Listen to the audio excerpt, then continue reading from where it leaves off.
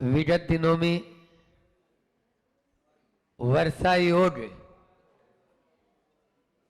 में बड़े बाबा की छत्र छाया में आदिनाथ भगवान के चरणों में छोटे बाबा की कृपा से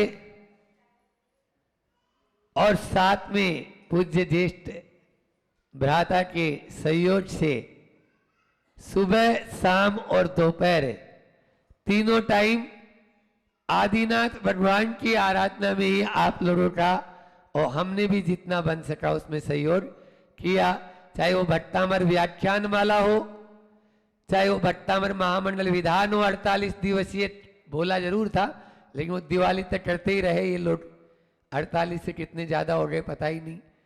और शाम को भट्टामर आनंद यात्रा में भी आप लोगों ने पूरा लाभ लिया। तो हमने देखा आदिनाथ भगवान के चरणों में खूब आदिनाथ की भक्ति कर ली, लेकिन सिद्ध क्षेत्र में सिद्धों की भक्ति में भी तो कमी नहीं, और आदिनाथ खुद भी तो सिद्ध है। इसीलिए आद्य शुरू में अष्टानिका, आषाढ़ की अष्टानिका में सिद्ध चक्र विधान हुआ और फिर मध्य में सिद्ध चक्र विधान हो गया। आपके जब दशहरा आता है, विजयादशमी, कर्मों पर विजय प्राप्त करने के लिए सिद्ध बनना जरूरी है, और सिद्ध बनने के लिए सिद्ध चक्र महामंडल विधान करना जरूरी है। सिद्ध बनने के लिए सिद्ध चक्र महामंडल विधान करना जरूरी है। वही सिद्ध बन पाएगा जो सिद्धों की आराधना करेगा। और सिद्धों की आराधना में भी सिद्ध क्षेत्र हो, और सिद्ध क्षेत्र में भी एक नहीं दो मुनिराज का सानिध्य हो जाए, फिर तो मणिकांचन योग है ही। फिर क्या कहना, आप लोगों को वह सब सुयोग मिलता हुआ चला जा रहा है। ऐसा यह है कार्तिक का महीना। बंधुओं, जब मंडी बामोरा में थे उसी समय महाराज श्री जी से ही बात की और महाराज जी का और मेरा भाव बना। मंडी बामोरा में आनंद फानन, वहां भी 24 समोसरण एक साथ रच दिए केवल 1-2 दिन की तैयारी में, और वो भी जहां मंदिर बनना है उसी भूमि पर। फिर हम लोग फागुन की अष्टानिका में द्रोणगिरी सिद्ध क्षेत्र पर पहुंच गए और वहां पर भी सिद्धों की आराधना की। और आषाढ़ की अष्टानिका में भले 650 किलोमीटर दूर थे, लेकिन पक्का विश्वास था कि सिद्धों की आराधना करना है, हम पहुंच जाएंगे। पहले से अनाउंस नहीं किया था, क्योंकि क्या पता पांव किस प्रकार से चले, और बाजना वाले बैठे हैं 23 दिन में 650 किलोमीटर की यात्रा करके इसी स्थान पर हम लोग पहुंच गए। और यहाँ पर आषाढ़ के महीने में उस समय जब चातुर्मास शुरुआत होती है तो मंडलाचरण के रूप में बड़वानी और 52 गजा वालों को एक सौगात मिली थी, सिद्ध चक्र का एक उपहार मिला था। और हम लोगों ने भी अपने कर्मों की निर्जरा के लिए वह विशुद्धि बढ़ाने के लिए सिद्ध चक्र किया। और उस समय भी एक ही बात बोली थी, आचार्य श्री जी का स्वास्थ्य लाभ जल्दी से जल्दी हो। और आज भी मैंने बड़े बाबा के चरणों में एक ही भावना, भाई अब वो बिल्कुल स्वस्थ हैं और आगे भी स्वस्थ रहें, इसी भावना के साथ में यह कार्तिक की अष्टानिका का यह चतुर्थ विधान हो रहा है। यहाँ पर अष्टानिका, चौथी अष्टानिका हम लोगों की इस सिद्ध क्षेत्र पर है, क्योंकि कहा गया है सर्व पर्व में बड़ो 28 पर्व है, नंदीश्वर सुर जाई ले वसुधर्व है। हमें सकती नहीं सो ना ही यहाँ करी थापना, और पूजे जिन ग्रह प्रतिमा है हित आपना। अभी मैंने आराधना साधना प्रयोगशाला में एक दिन आप लोगों को याद हो तो नंदीश्वर का ध्यान करवाया था, याद है या भूल गए? और चाहेंगे और अनुकूलता हुई तो एक बार फिर आपको नंदीश्वर हम भावों से तो ले ही चलेंगे। भले ही द्रव्य से पहुंचने की कैपेसिटी नहीं, लेकिन भावों से तो आपको हम नंदीश्वर लेके चल सकते हैं। ऐसे उन 52 अकृत्रिम चेतालय, शाश्वत चेतालय है, एक एक चैतालय में 108 प्रतिमाएं हैं ऐसी, और दिव्य प्रतिमाएं, जहां पूरा भी स्वर्गलोक खाली हो गया। आप लोग सोचेंगे कि स्वर्ग के देवताओं को ही क्यों चुनते हैं, है ना, पहला प्रश्न। और वो अपने स्वर्ग में भी अकृत्रिम चैतालय हैं, स्वर्ग में अकृत्रिम चैतालय है, फिर वो वहां से छोड़कर यहां धरती पर क्यों आ रहे हैं, मध्यलोक में क्यों आ रहे हैं? बोलो। 8,56,97,481 टोटल अकृत्रिम चैतालय में से 7,72,00,000 जिनालय तो वहीं पर हैं। बोलो, फिर क्यों आ रहे हैं? ऐसा होता है कि तीर्थाटन करने का उनका भी मन करता है।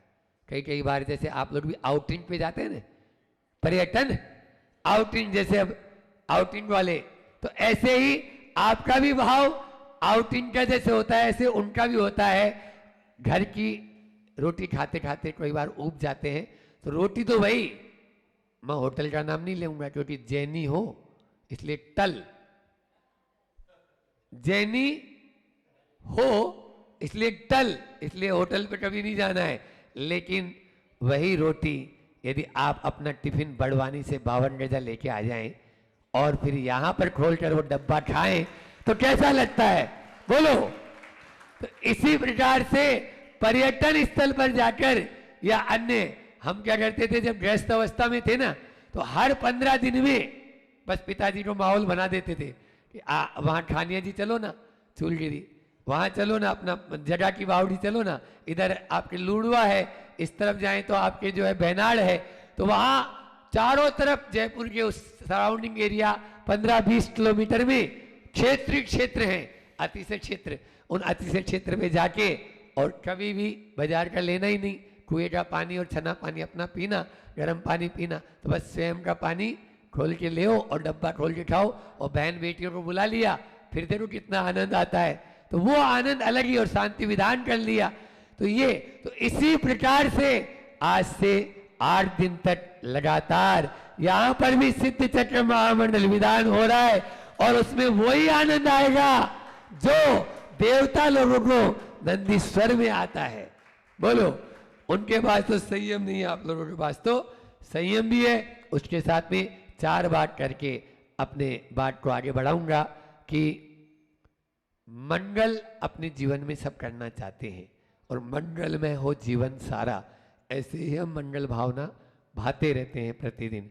तो 4 मंगल होते हैं, कौन कौन से? द्रव्य मंगल, क्षेत्र मंगल, काल मंगल और भाव मंगल। इन 4 को मंगल, अब इसमें से भी देखो आपके पास तो फ्री में ही कितने सारे मिल जाएंगे। सबसे पहला है द्रव्य मंगल, आप जीव द्रव्य हैं सब, ठीक है। आपकी आत्मा में अनंत गुणा विशुद्धि हमेशा प्रतिपल बढ़ती रहती है, और एक ही भावना रहती है, कैसे भी हो बस गुरुओं का, देव का और शास्त्र का सानिध्य हमको प्राप्त होता रहे।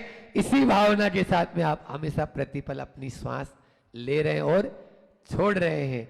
इसी से जान जाओ कि आपकी कितनी द्रव्य का मंगल है। मैं तो बताऊं आप लोगों का मंगल देखो, यहाँ पर 1-2 उदाहरण देता हूँ प्रैक्टिकली। महाराज जी बोलते हैं ना प्रायोगिक उदाहरण। आपके ये मणिभाई जी जो बड़ौदा से हैं, ये आए नहीं थे विधान के उद्देश्य से, लेकिन तुरंत इनका भाव बना कि यहाँ पर विधान हो रहा है, मुझे रुक जाना चाहिए, और तुरंत रुक गए। प्रमोद जी सागर वाले प्रतिमाधारी हैं, इन्होंने जैसे ही सुना यहाँ पर विधान होना, अभी 3-4 दिन पहले तो घोषणा की है। आप देखिए 4 दिन पहले दीपावली तक कोई घोषणा नहीं, दीपावली के बाद में घोषणा हुई, लेकिन उसके बाद में भी आप लोगों ने यहाँ पर समोसरण 24 मंडल कैसे हो गए पता ही नहीं चला। ये आप लोगों की द्रव्य मंगल का ही प्रभाव मानूंगा। उसके बाद में क्षेत्र मंगल, क्षेत्र कौन सा है बोलो? सिद्ध क्षेत्र, जहां अच्छे अच्छे 5.5 करोड़ मुनि महाराज ने अपनी निजत्व को प्राप्त कर सिद्धत्व को प्राप्त कर लिया। ऐसे सिद्ध क्षेत्र से अच्छा और क्षेत्र क्या होगा? इसलिए क्षेत्र भी आपका मंगल है। और तीसरा है काल मंगल। आचार्य श्री जी के मुख से कई बार सुना, बल्कि वो तो पंच कल्याण की भी अष्टानिका में कटंगी का पंच कल्याण, 2 पंच कल्याण तो हमारे सानिध्य में हुए। अष्टानिका में बोले कोई मुहूर्त मत देखो, अष्टानिका सबसे अच्छा मुहूर्त। क्यों? काल मंगल, इससे अच्छा काल और क्या होगा? 8 दिन का आप नंदीश्वर भट्टी आचार्य श्री जी प्रतिदिन 3 बार नंदीश्वर भट्टी पढ़ते, प्रतिदिन। ऐसा नहीं कि हम लोग तो अष्टानिका में ही पढ़ रहे हैं, लेकिन प्रतिदिन वो 3 बार नंदीश्वर भट्टी पढ़ते हैं कि जो 3 बार नंदीश्वर भट्टी पढ़ेगा वो हर मनोकामना को पूर्ण करेगा। ऐसा उसमें लिखा हुआ है नंदीश्वर भट्टी के 34वें 35वें काव्य में। तो यहां पर भी आचार्य भगवान कह रहे हैं कि आपका यह काल अष्टानिका का काल है, और वो भी शुक्ल पक्ष में अंतिम जो 8 दिन होते हैं वो वैसे ही बहुत शुभ रहते हैं। तो काल भी मंगल है, द्रव्य हो गया, क्षेत्र हो गया और काल हो गया। अब उसके बाद में क्या बचा? बस 3 चीज तो आपकी मंगल है, इसमें तो हमने भी मोड़ लगा दी है, ठीक है ना। लेकिन चौथा भाव मंगल, ये हमारे पास में नहीं है, मतलब हमारे हाथ में नहीं है। आप लोगों के हाथ में वो तो हो सकता है, क्योंकि पल में तो भावों का तोला और पल में मासा, ऐसे बिगड़ते हैं तुरंत और ऐसे सुधरते हैं, आसमान में चढ़ जाते हैं। आसमान में चढ़ाने वाले भाव रखना है, ध्यान रखना। समिति ने बहुत अच्छे से वर्षायुक्त समिति और चाहे चूलगिरी ट्रस्ट समिति हो, उन्होंने आपके लिए वस्त्रों का भी और पूजन सामग्री का भी, पुजारियों का भी, मंडल का भी सब अरेंजमेंट हो गया। महाराष्ट्र का सानिध्य भी मिल गया, लेकिन थोड़ा सा ही ऊपर नीचे होते ही बाजू वाला तो मोटे मोटे बादाम चढ़ा रहा है, मुझे छोटे छोटे बादाम दिए। बोलो, हो गया भाव मंगल? क्या भाव हो गया? उनको नारियल मिल रहे, हमको सुपारी। क्यों? क्या ये भाव मंगल में आएगा? आयोजन के प्रयोजन को कभी मत भूलो। हम तो ये बोलते हैं आयोजन तो बहुत हो रहे हैं, हो जाएंगे, लेकिन उसका प्रयोजन क्या है? प्रयोजन एक ही है, हमारी आत्मा की विशुद्धि और कर्मों का क्षय। इसीलिए तो ये कर रहे हैं। इसलिए आयोजन हमने किया है, उस आयोजन के साथ में अपने उस प्रयोजन को न भूलेंगे, तभी हमारा यह है विधान करना सार्थक होगा। इसलिए भावों को बढ़ाएं बंधुओं, बिना भावों के कुछ भी नहीं होगा। आपके पास में बहुत सारा सामान रखा हुआ है, बहुत बोरे रखे हुए हैं अनाज के, कुछ नहीं, भाव गिर जाएंगे तो टेंशन में और आ जाओगे। और केवल 10 बोरा रखे हुए हैं तिल्ली के, अभी अभी नई तिल्ली आई है, तो तिल्ली के 10 बोरा रखे, लेकिन भाव आसमान चढ़ गए, माला माल हो जाओगे। कमाल बाजार में भी भावों का है और यहां पर भी भावों का है। इसलिए जैसे भी हो अपने भावों को गिरने न दे। ये विधान क्यों कर रहे हैं? क्यों कर रहे हो? बोलो। आपसे ही पूछना चाहता हूं। सुनील बोल रहा है कर्मों की निधि रख ली। वाह, बहुत सस्ता साधन है ही। इसमें क्या बात है? देखो, 4 कारण से विधान होते हैं। पहला तो संस्कार वसात। संस्कार वसात मतलब हमारे बाप दादा करते आ रहे हैं, सो हम भी कर रहे हैं। उन्होंने बहुत सारे विधान किया, सो हम भी करेंगे। उन्होंने बहुत दान दिया, सो हम भी देंगे। इस प्रकार से तो ये हो गया संस्कार वसात, चाहे वो धार्मिक संस्कार आपके अंदर में कूट कूट भरे हुए हैं। दूसरा है, बहुत सुना था अभी 48 दिन के जो प्रवचन हुए थे, विधान करने से कष्ट मिट जाते हैं, विधान करने से रोग मिट जाते हैं, विधान करने से दुख दूर हो जाते हैं। हाँ, जरूर चलो भावन हृदय एक बार और हमारे भी कष्ट मिट जाएंगे।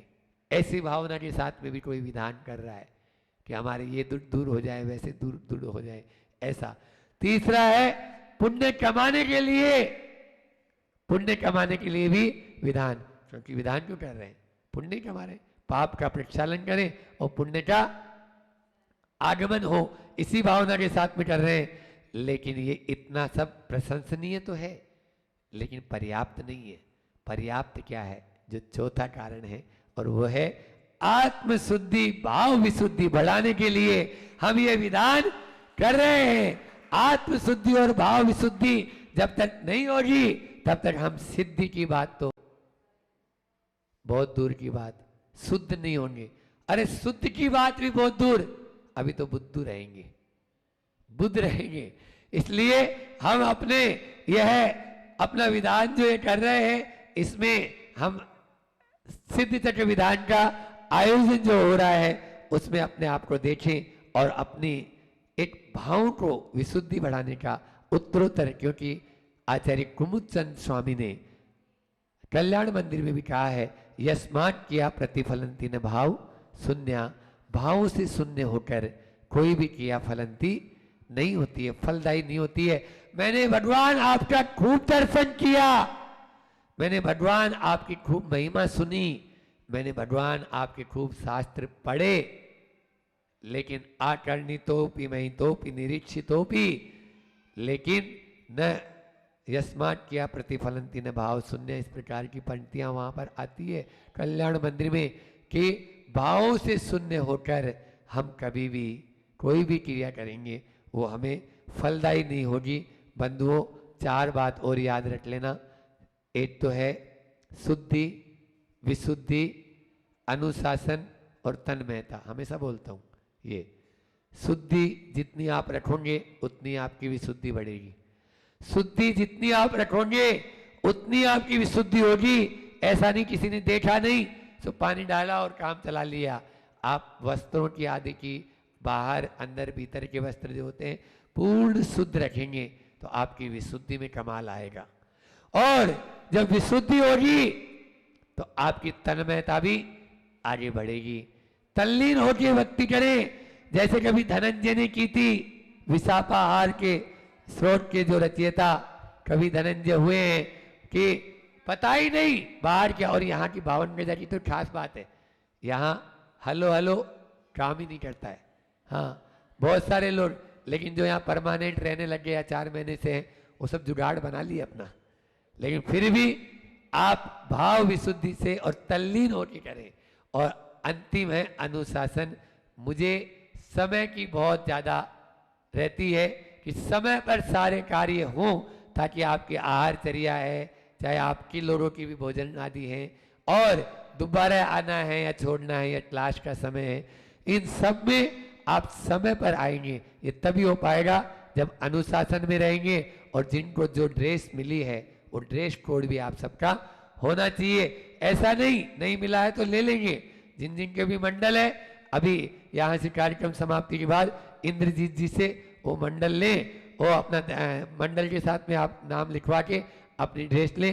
लेकिन 8 दिन तक आपको लगातार बैठना है और सारे नियमों का पालन करना है। इस प्रकार से अनुशासन में आएंगे और अनुशासन में जाएंगे तो यह विधान आपके लिए नहीं, जो चैनल पर देखने वाले हैं उनके लिए भी विशुद्धि का कारण बनेगा, और उनके लिए भी हो सकता है सम्यक दर्शन का एक कारण बन जाए। ऐसी ही भावना के साथ में समय अपना पूर्ण हो रहा है कि मैं अपनी वाणी को विराम देता हूँ। द्रव्य मंगल, क्षेत्र मंगल, काल मंगल और भाव मंगल, और शुद्धि, विशुद्धि, तन्मयता और अनुशासन, इन बातों का ध्यान रखकर अपन इस विधान को 8 दिन बहुत सानंद, गुरुवर का भी आशीर्वाद आ गया। आपको बता दें, गए थे प्रदीप जी, कहाँ खड़े हो जाओ, ये गए थे, हाथ उठा के आशीर्वाद दिया। और मेरा भी यही कहना है कि ये पूरा का पूरा विधान जीव दया के लिए, हम दोनों की बात है, ये जीव दया के लिए समर्पित रहेगा।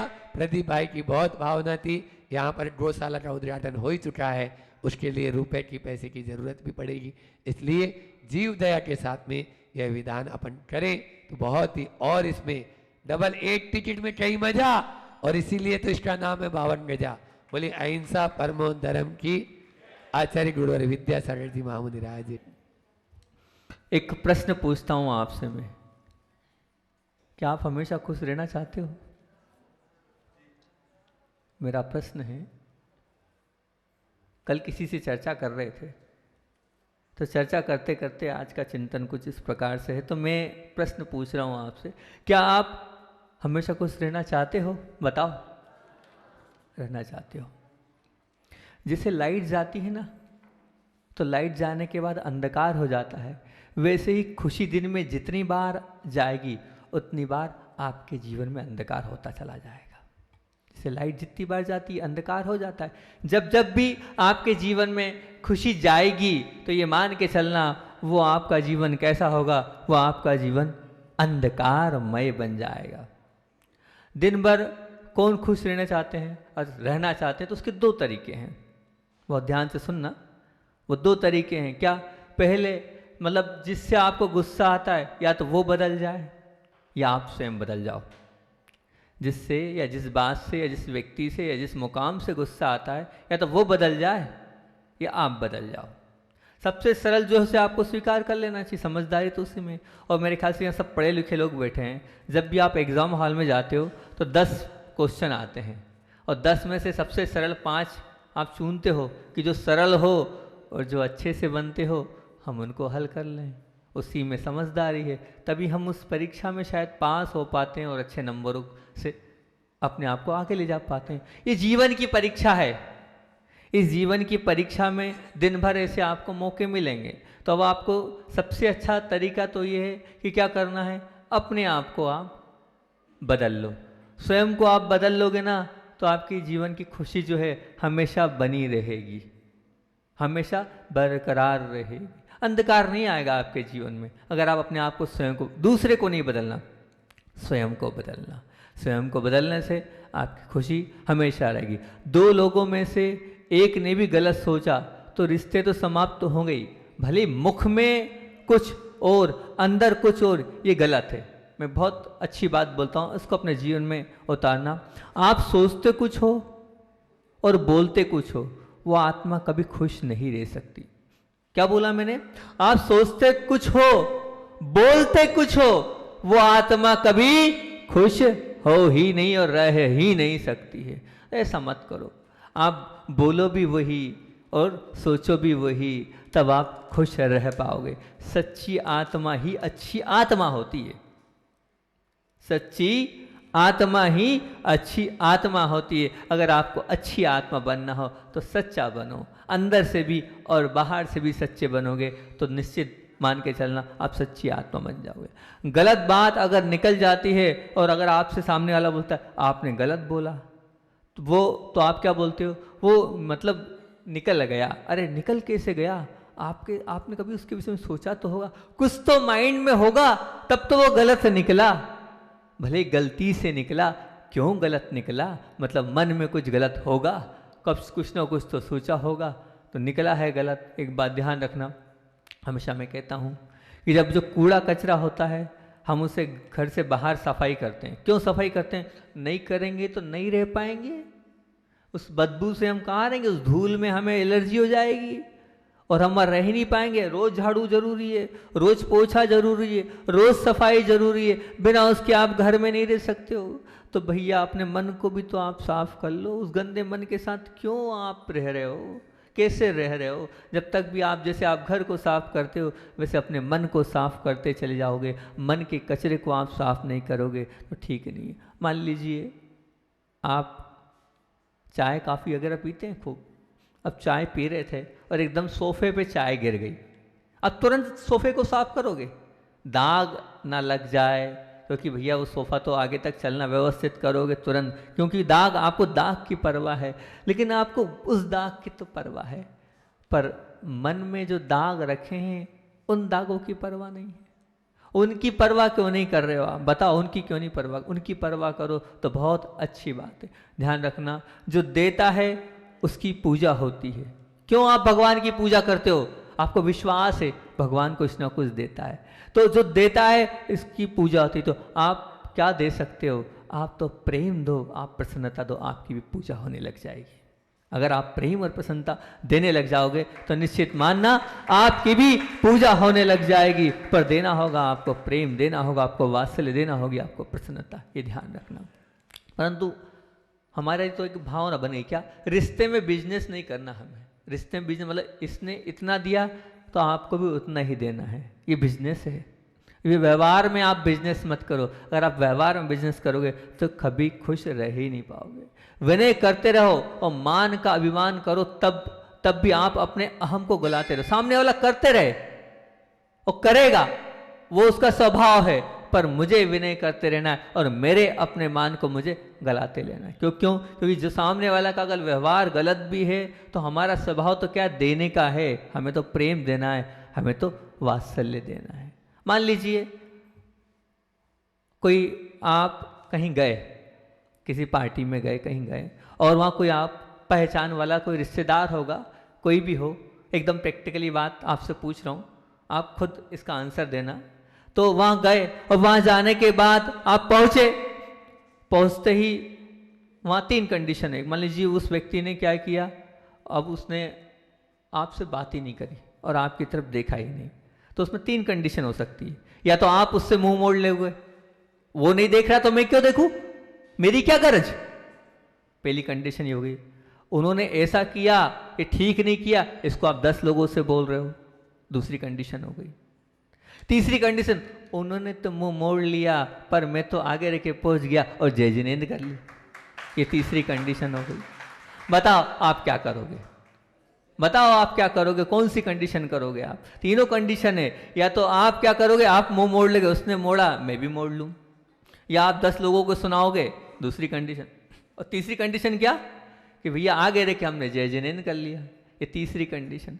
आप क्या करोगे? मेरे ख्याल से आप ज़्यादा जो है पहली और दूसरी कंडीशन में ज़्यादा विश्वास रखते हो, तीसरी कंडीशन में शायद बहुत हिम्मत चाहिए, बहुत शेर दिल चाहिए उसके लिए, तीसरी कंडीशन के लिए। पर ध्यान रखना, वो बहान होता है कौन, जो अच्छा नहीं हो, उससे तो और अच्छा व्यवहार करने से आपकी आत्मा की शक्ति बढ़ती चली जाएगी। क्या बोला, फिर से बोलूं, फिर से बोलूं, जो अच्छा नहीं है उससे तो और अच्छा व्यवहार करने से आपकी आत्मा की शक्ति और पावरफुल हो जाएगी, बिल्कुल पावरफुल हो जाएगी। उसी से ऐसा व्यवहार अगर आप करोगे तो बहुत अच्छी बात है। आप यह मान लो, ऐसे आपको जितना जितना आप करते चले जाओगे उतना उतना आपको, आप तो ये मानो मुझे मौका मिला है मान गलाने का। क्या क्या मानना है आपको? आपको ये मानना है मुझे मौका मिला है मान गलाने का, मैं तो अपना मान गलाते जाऊंगा। और गिनो नहीं कि इतनी बार झुक गया मैं, बस आप तो झुकते रहो। क्या गिनो नहीं, आप तो बस झुकते रहो, और व्यवहार में ये जो कर रहे हो विनय, यही आपके विनय ही मोक्ष का द्वार रहेगा। आप तो प्रसन्नता अपनी बनाए रखो, और ध्यान रखना झुकने में आपकी जीत समाई है।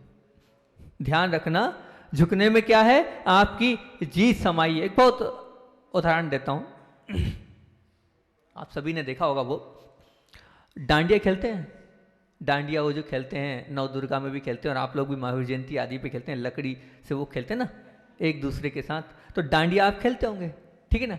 वो जो डांडिया आप खेलते हो तो कैसे खेलते हो, जो साथ वाला है ना उसके साथ एडजस्टमेंट होना जरूरी है आपका। एडजस्टमेंट समझते ना आप, वो जैसा हाथ घुमा रहा है वैसे ही हाथ आपको घुमाना पड़ेगा, तब जाके उस डांडिया, उस डांस में आप आनंद ले पाओगे। अगर उस डांस का आनंद लेना है तो उसके साथ आपको जैसा जैसा वो घूम रहा है, अगर वो तिरछा हुआ तो आपको, वो उधर मार रहा है तो आपको भी उधर मारना पड़ेगा। तो वो डांडिया का आनंद जब आएगा कि जब आप एडजस्टमेंट वाले स्वभाव, सामने वाला जैसा कर रहा वैसे आप करोगे, तो ही सुंदर जीवन, तो ही नृत्य कर पाओगे। ध्यान रखना बंधुओं, जीवन का नृत्य भी इस डांडी के समान ही है। जीवन का जो नृत्य है ना वो भी इस डांडी के समान ही है। वो ध्यान से सुनना बिल्कुल एकदम, जीवन का ये नृत्य भी क्या है, उस डांडी के समान ही है। बस हमें उसके अपेक्षा के अनुसार चलना पड़ेगा, तब हम अपने जीवन के नृत्य को बहुत सुंदर बना पाएंगे।